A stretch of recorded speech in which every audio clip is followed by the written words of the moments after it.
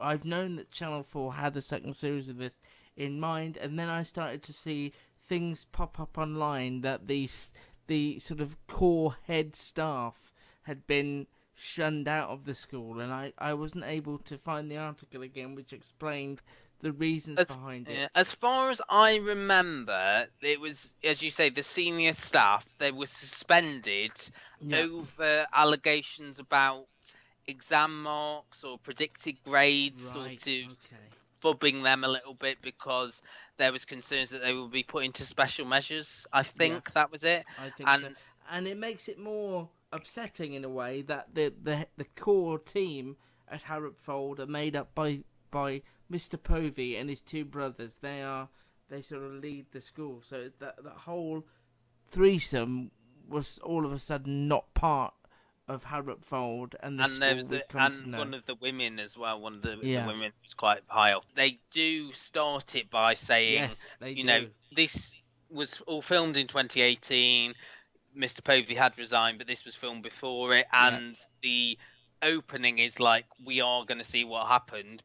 As you say, the educating series is something that we really like. The first one, as you say, was 2017. I believe, remembering that they'd filmed loads and they were going to put some things on in daytime, if I remember correctly.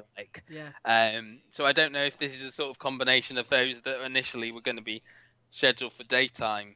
As we said, Matt and I watched the first 2 episodes of this. The first one features the search for a training knife. I'm so old that I didn't even know what a training knife was. And also we meet a young newcomer to the school. He's in year 7. He's Jacob. He's a Jack the Lad. He's a class clown, and he's been struggling with dyslexia.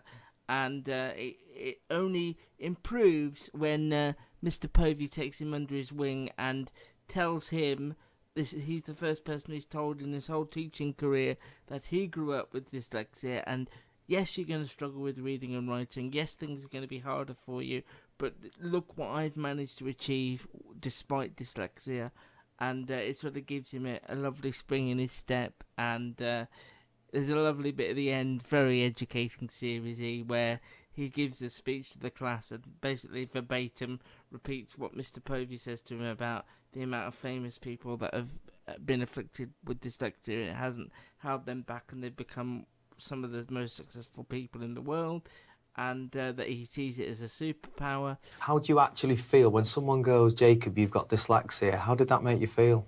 I'm different to everyone else. I don't like it. Would you be surprised to know that some of the most successful people in the world ever have had dyslexia? I didn't even know that.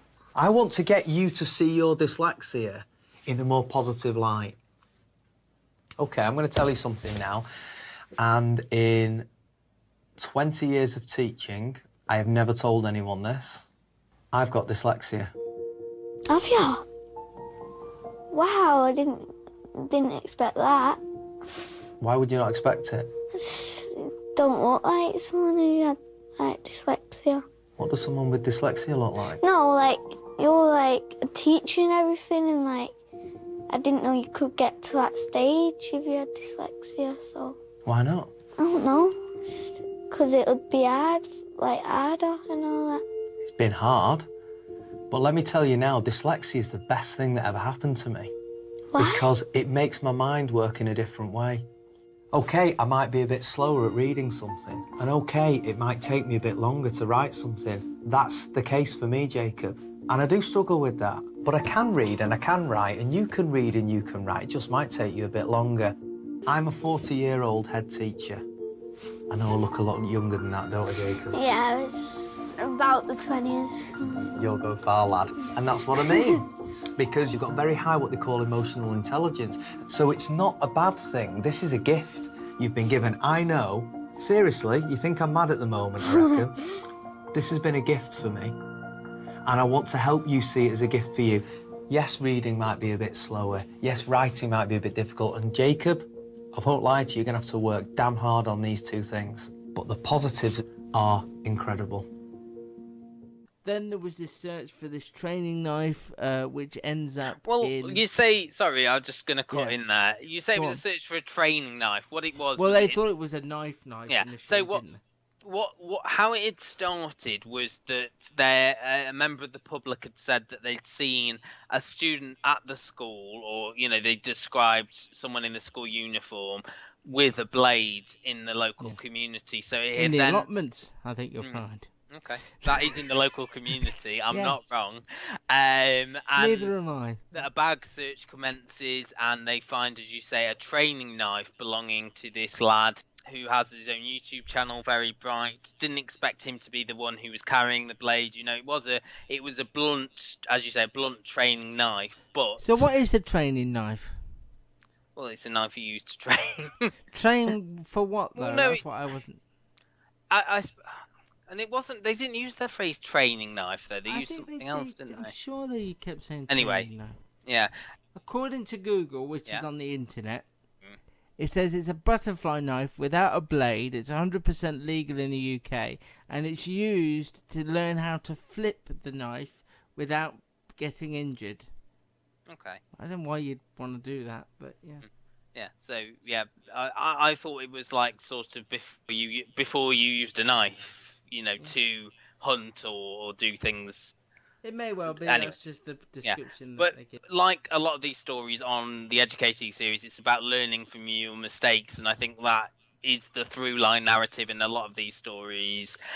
We also had in the second episode the girl Paige, who was suffering from anxiety, and she, along with some of the other girls, including other pupils, including Caitlin, were giving these therapy animals, and I thought that was brilliant. That was something that I'd never seen before, and you know, a freaking skunk though.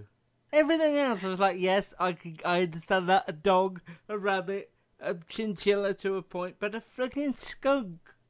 But in the job I do, you know, I hear a lot of phone calls about children like this, you know, who have got additional needs, and it's sort of seeing it on screen, seeing it sort of firsthand, and seeing how schools try and help these children. I think that's what got to me, and I was, as I said to you, I finished the second episode just before we started recording, and it got me very emotional because there was the double wham of Caitlin writing that letter to Mr. Povey after she'd had the therapy dog, and then this girl, what was her name? The one who was going for head girl.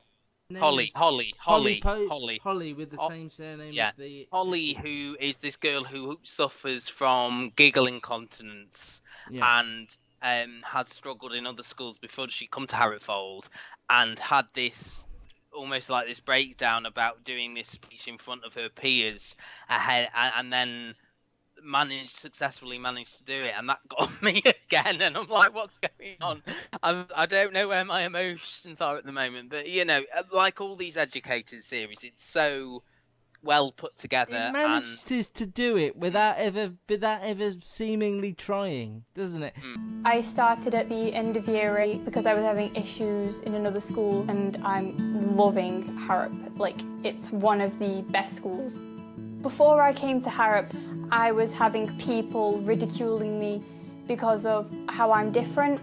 When I first joined in year 8, I was really miserable, and then when I came here, everybody was so supportive of me because obviously I'm medically disabled, and everybody was so supportive of that, and I really didn't expect that.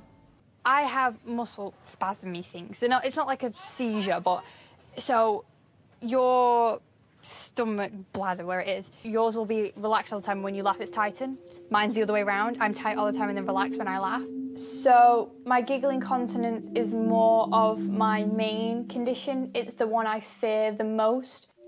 If you were to take a piece of paper and write the word laughter in the middle of it, and you had to write down the first things that come to mind, a lot of people go, oh, it's something I enjoy and it's something that I want to do a lot of the time. And for me, I'm the complete opposite. It's one of the biggest fears for me. People don't understand why until they know what happens. I basically wet myself. It's not pleasant at all, and in my life, I have to deal with it when it happens. That's why I had issues at my other school, because it was that fear of, if I come into school and make a fool out of myself, everyone's going to know. People still ridicule me and call me names and things like that. It's not as bad as it was, but it's to the point where I'll just ignore them because they want that reaction from me, and it's best not to give them that reaction. If I was to be stood in front of the whole school, or even in the middle of a teacher briefing and it happened, and just knowing that everyone's looking at me and expecting something from me would like be one of my worst fears. I can't lie, it has happened in the past, but many people don't know. But I feel like I'm done hiding in the shadows. It manages to do it where you just find yourself emotionally touched without really realising that it's going to creep up on you, really. It's a show that comes from such a genuine place. You know, it's not trying to be anything. It's not trying to impress us. It's not even really trying to entertain us. It's just putting a camera into the school environment and capturing what occurs. I think on the old days, Gary used to say things like Long Lost Family he didn't enjoy because he felt emotionally manipulated. This doesn't do that to me. It gets me in the heart and in the mind, but it does it without seemingly putting in any effort. I suppose if you remember when we had, was it David Brinley, when we were talking about Educating Yorkshire with him, because he was one of the directors, wasn't he, or the producers on it. Unless I'm completely misconstruing it, it might be a different, because I went to quite a few of the screenings of the Educating series, so this might have been one of the other ones where they were saying, you know, they got all this footage, and it may not have been initially a student who they were paying much attention to, and then something caught on, and they would go, right, we'll get some more interviews with this, you know, do some more talking head segments with them, put this story together, because they do spot things that they initially didn't think they would find, and reviewing the footage, oh, this will make for a compelling story, you know. And you know, they knew they would get, for example, the stuff with the animals. They thought that would make a good story, but finding these other children who maybe they hadn't spotted on first glimpse, and then you know, expanding their stories a little bit more. The other thing that always fascinates me is the generation that we're watching is possibly the most media savvy generation there's ever been. You know, Lewis, for example, with The Knife, has a YouTube channel and you know, is very switched on. And I'm sure when the cameras first go on that there is some playing about to the cameras, but those talking heads, they do feel like you're just getting honest answers. I don't know quite how. But they did say that they almost instantly forget that they're there. Again, when we've spoken to people involved with the series, you know, both behind and in front of the camera, they will always say, you know, you are savvy of them initially, and the children do play. It's always surprising when you hear like the Big Brother house, because I don't think I could ever know. Like even if I had a webcam on now speaking to you, I don't think I would be unaware of there not being a webcam on. You know, but it's just weird. But I do feel there's such a genuine charm to it and an honesty. This exemplifies the best of what that genre can deliver. Definitely. The only thing that makes me upset is there's only 4 this year, and it's going to end on the Povey team leaving, and I'm interested to see how that all wraps up. But I think they are wanting, because it's been so long, they are possibly wanting to revive this franchise. I think they're wanting to. You know, while watching this, I was thinking they'll probably maybe want to do another one in a different school, probably, you know, to cover how things have been sort of during and post-pandemic. I think that is going to be a compelling story to tell. Possibly after Yorkshire and after Musharaff, they were trying to create, as you say, these bigger these educating moments, such as that speech with Jacob at the end of the first episode. But it's even the smaller moments, like the thing they were saying about the selling of the sweets in the school and things like that, and the almost Wire-esque elements to trying to sort of sell these sweets. A lot of those there's a lot of those sweets I hadn't heard of as well. Chewits. Have you not heard of Chewits? No, not really. There was one that begins with an N that they kept saying as well that I'd never heard of. It's like a double chocolate bar. Not a Kinder Bueno. Bueno, yeah, I don't really know what that is either. I know I've been in lockdown for a while, but Kinder Buenos, I don't know if it was because I was thinking, you know, you lived in the States, but Chewits, you know, I had Chewits when I was were you just not allowed a lot of sugar? I can imagine you possibly weren't. I just never heard of Chewits. Chewits were like little, as you would think, like wrapped up chewy sweets, like fruit chew, like almost like a wrapped up Starburst. Vaguely, yeah, that's like a Starburst like and brother. then they also did sour ones as well, like sour Chewits. Okay. Kinder Bueno. Kinder Bueno is like, it's the chocolate of a Kinder Egg, but more of a sort of nutty chocolate in a double bar. Okay. They also had those milky, crispy rolls that I haven't seen for years. Yeah, crispy rolls, that was the other thing. Yeah. You never seen those? No, I don't think so. They are really old-fashioned sweets. They are like, I had them when I was growing up. They are certainly of my childhood, and we're the same age. I just don't think your parents let you have much sugar because they knew what you were like. We love this series. We will always love this series because it's one of those shows that is just genuine, and when it hits you, it really hits you. And I was as they said, I don't know. They didn't do the traditional opening, but I always appreciated the opening where it used to say your school days. Love them or hate them, you'll always remember them. And I think it does have that relatability. I don't know whether my folks could relate to it so much because there's no caning in it. And I think even our school days, we're relics compared to these kids, really. But there is an element of a relatability of how you felt at that age, how daunting it was, how finding your place, how you were perhaps not good in one subject and was afraid to put your hand up and became the class clown to cover things. It's all. Even if you it wasn't were a bit like that boy who just wore no, unfortunately not. No, I was surprisingly quiet, and I'm surprised you haven't said why are they allowed on their phones. That was the one thing where that Caitlin rang her dad to talk about. She rang her dad to say how embarrassed she was about having this. They wanted you to socialise during lunchtime, Luke.